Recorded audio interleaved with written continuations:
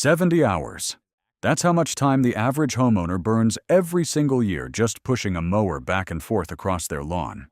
70 hours of gas fumes, screaming engines, and grass clippings stuck to your shoes, for a patch of green that demands water, fertilizer, and constant attention just to stay alive.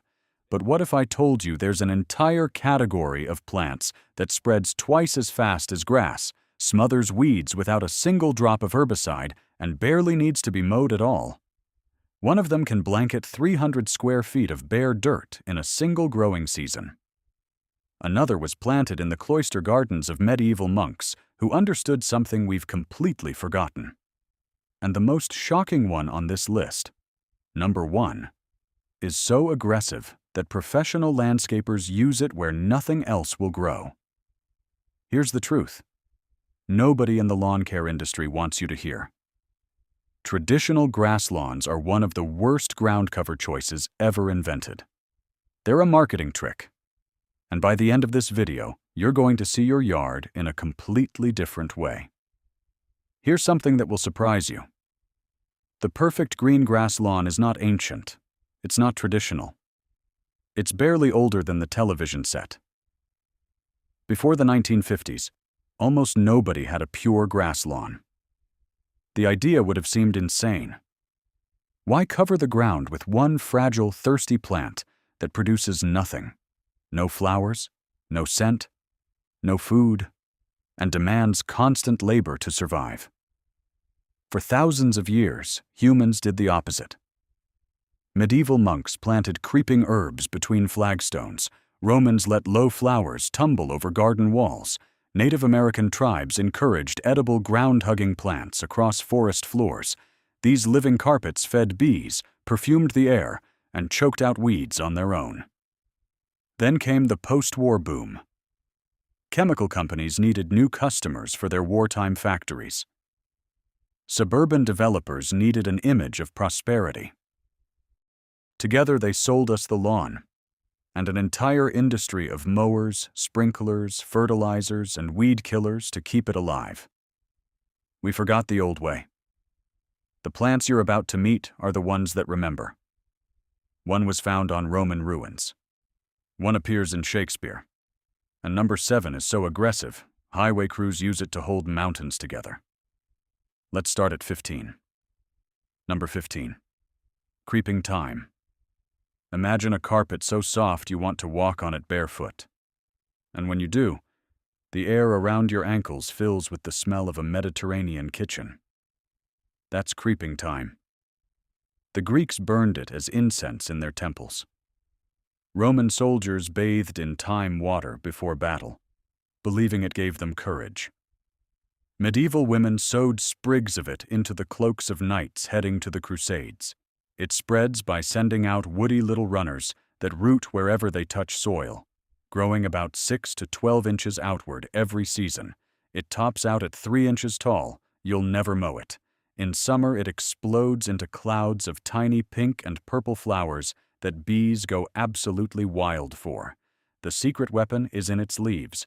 Thyme produces an oil called thymol, which is a natural antibacterial.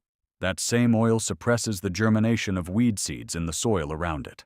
The plant literally clears its own neighborhood. Plant it between stepping stones, along sunny paths, or in any dry spot where grass struggles. Full sun, poor soil, almost no water. It thrives on neglect. Number 14. Corsican mint. This one is for the shady, damp corners where nothing else wants to live. Native to the rocky coasts of Corsica and Sardinia, this miniature mint was carried back to mainland Europe by sailors in the 1700s. It became a favorite of Victorian gardeners who tucked it into the cracks of stone staircases just to release its smell underfoot. Corsican mint stays under half an inch tall. Half an inch. It looks like green velvet. Step on it and the entire garden smells like a peppermint candy shop. It spreads by creeping stems that root every few inches, filling shaded bare patches at about 4 to 6 inches per month in good conditions. It loves moisture, hates drought, and fills in the awkward spots under benches, around bird baths, and between shaded pavers, where moss usually wins. Number 13. Blue Star Creeper. If creeping time is the kitchen, Blue Star Creeper is the night sky. From late spring through summer, it covers itself in tiny, pale blue stars, hundreds of them per square foot. Originally from the wetlands of Australia and New Zealand, it landed in European gardens in the 1800s and quickly earned a reputation as the fastest-spreading flowering ground cover money could buy. It grows in dense mats only 2 to 3 inches tall and pushes outward roughly 1 foot per season. The leaves are so thick that weed seedlings simply cannot find sunlight to germinate. Here's the clever part. Blue Star Creeper handles light foot traffic, which means you can use it where grass would die, between flagstones, around outdoor seating, in narrow side yards. Part sun, regular water, and it will run. Number 12. Sedum, stonecrop. Now meet the survivor. Sedum has been growing on the rooftops of Scandinavian sod houses for over 1,000 years. Vikings noticed it would not die. It clung to bare rock, stored water in its fat little leaves, and survived winters that killed everything else.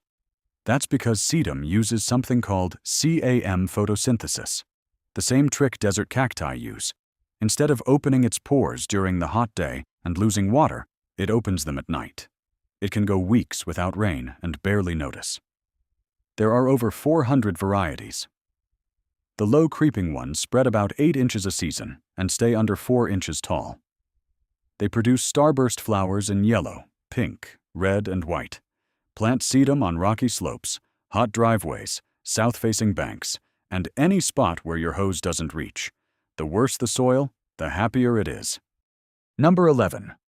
Ajuga. Bugleweed. Ajuga is the bully of the shade garden, and we mean that as a compliment. Medieval European herbalists called it carpenter's herb because they used it to stop bleeding from saw wounds. It grows naturally in the dim woodlands of Europe and Asia, where almost nothing else will form a solid carpet. Here's why it's special. Ajuga sends out runners called stolons that race across the ground at up to 12 inches per season. Each runner roots down and launches new runners. In 2 years, one plant can become 100. In spring, it sends up 6-inch spikes of deep blue or purple flowers that look like miniature lavender. The leaves come in bronze, burgundy, and variegated cream. It will grow under trees where grass refuses to live. One warning, it spreads. Give it a defined bed with a hard edge, or it will introduce itself to your lawn, whether you like it or not. Number 10. Mazus reptans.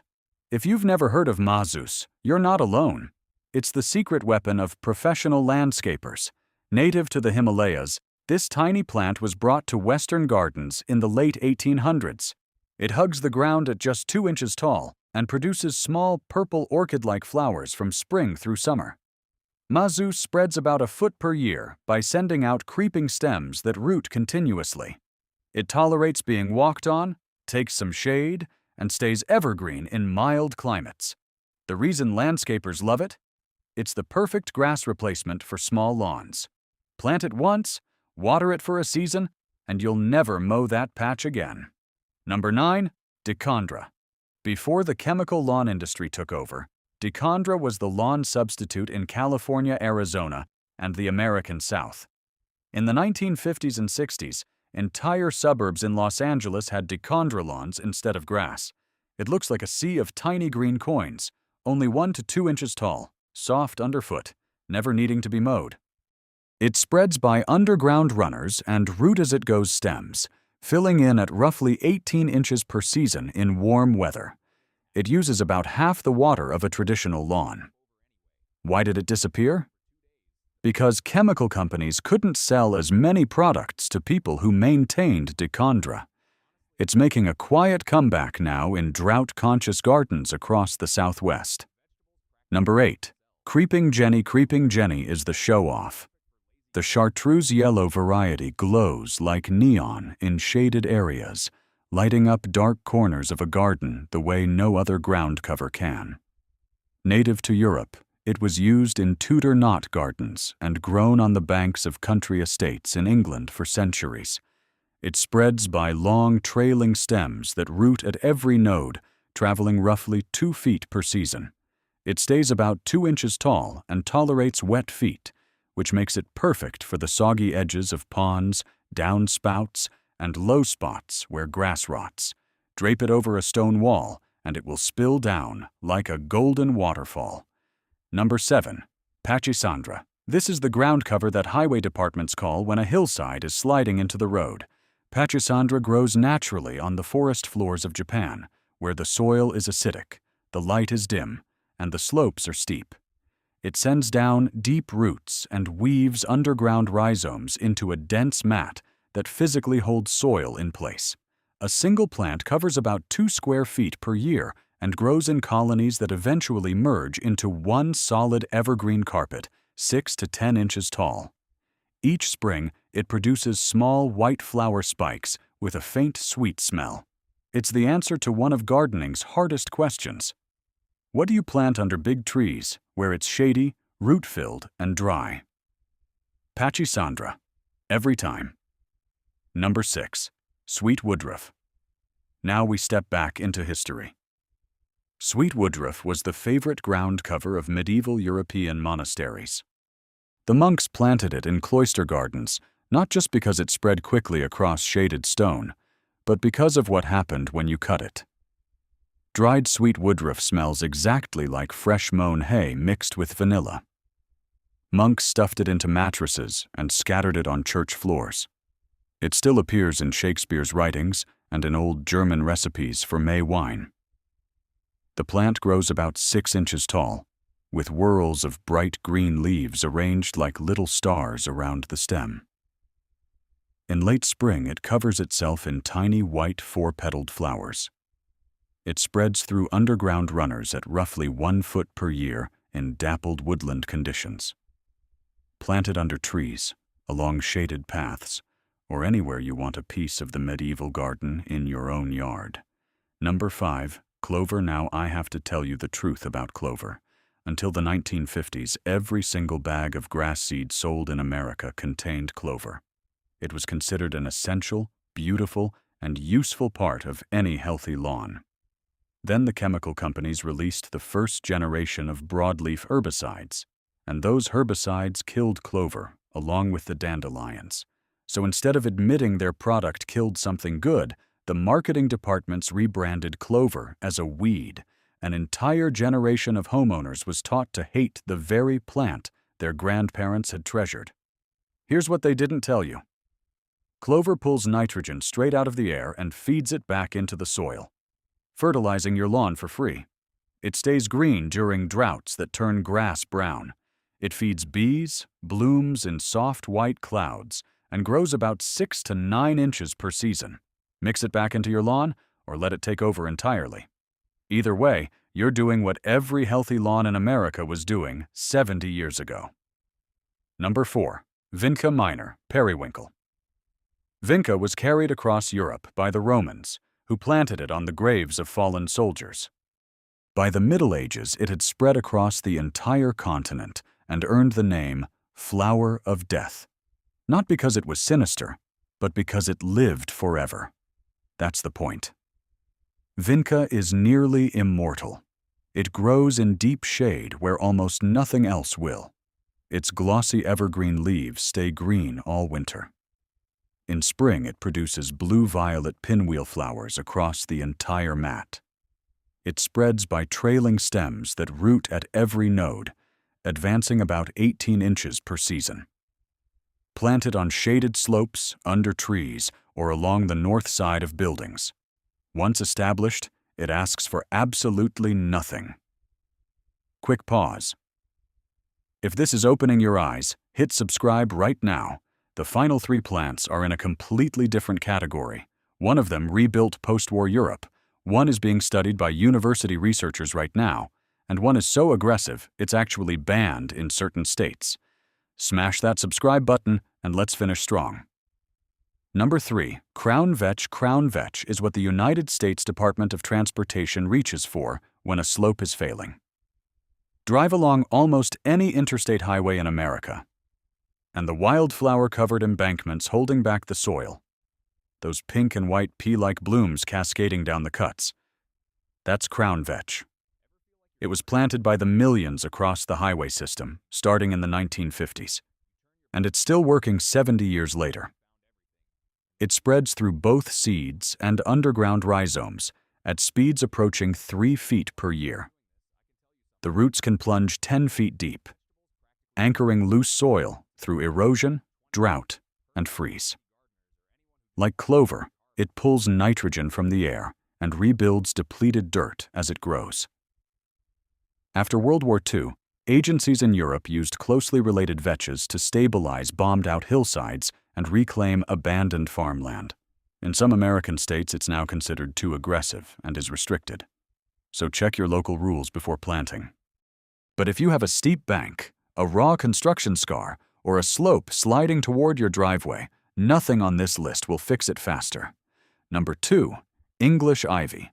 English ivy has been climbing the walls of European architecture for over 2,000 years. The Romans dedicated it to Bacchus, the god of wine and celebration. Druids considered it sacred. Oxford and Cambridge wear it like a crown. Charles Dickens described its dark green leaves crawling across the stones of London in nearly every novel he wrote. Out on the ground, ivy is an absolute monster of a ground cover. It spreads at roughly 2 to 3 feet per year, through stems that root at every node and woody runners that reach even further. It thrives in deep shade. It stays evergreen. It chokes out weeds so completely that a mature ivy bed has zero competition underneath. Researchers have studied ivy's allelopathic chemistry, the compounds it releases into the soil that suppress competing plants. It is, biologically, one of the most effective ground-clearing plants on Earth. Be honest with yourself before you plant it. Ivy doesn't stop. It will climb your house, swallow your fence, and march into the neighbor's yard. Use it where you want a permanent, indestructible green carpet, and give it firm boundaries. Number 1, creeping raspberry. And here it is, the most surprising plant on this list. Creeping raspberry, Rubus calicinoides, comes from the high mountain forests of Taiwan, where it spreads across rocky ground at altitudes most plants cannot survive. It was introduced to Western gardens only in the last few decades, and landscape designers who use it speak about it the way fishermen talk about the one that got away. It grows just 2 to 4 inches tall, but covers up to 300 square feet in a single growing season. 300. That's a 1-car garage floor, blanketed in textured emerald leaves in one summer. The leaves turn bronze in autumn. White flowers appear in late spring. Small edible raspberries follow in summer. It tolerates sun, shade, drought, and poor soil. It chokes out weeds completely. It needs no mowing, no fertilizing, almost no water once established. It is, simply, the most efficient ground cover ever brought into cultivation. And almost nobody has heard of it. Step back from the list for a moment and look at what we've really uncovered here. For 70 years, we've been waging a small, exhausting war against our own yards. Mowing what wants to grow. Killing what wants to live. Watering what wants to be dry. Fertilizing soil that nature was already feeding for free. We've spent billions of dollars and millions of weekends fighting the earth. And the earth has been patiently waiting for us to stop. These 15 plants are not new inventions. They are old answers. Answers our great-grandparents knew, that medieval monks knew, that Roman gardeners knew, that indigenous peoples knew long before any of them. Answers that were quietly buried under a marketing campaign so successful, it convinced an entire civilization that bare green grass was the goal. But here's the deeper truth, the one I want you to take with you when this video ends. The most powerful solutions in life are almost never the ones that demand more from you. They're the ones that ask you to do less and trust more. Less mowing, less spraying, less fighting, more watching, more listening, more letting the ground become what it has been trying to become all along. The lawn industry will never tell you this. They can't. Their entire business depends on selling you the next bag of fertilizer, the next bottle of weed killer, the next gallon of gas for the mower. A yard that takes care of itself is a yard that doesn't need them. That's the real secret. That's why these plants were forgotten. Not because they stopped working, but because they work too well for anyone to make money off of them. Now I want to hear from you. Which of these 15 surprised you the most? Was it the clover your grandfather used to mix into his lawn? The Corsican mint that smells like candy underfoot? The creeping raspberry hiding on a Taiwanese mountainside until somebody finally noticed? Drop it in the comments. I read every single one. And tell me honestly, are you going to try one of these in your yard this season, or are you sticking with traditional turf? If this video gave you something worth thinking about, hit subscribe. There's a lot more forgotten knowledge where this came from, and together we're going to dig all of it back up. See you in the next one.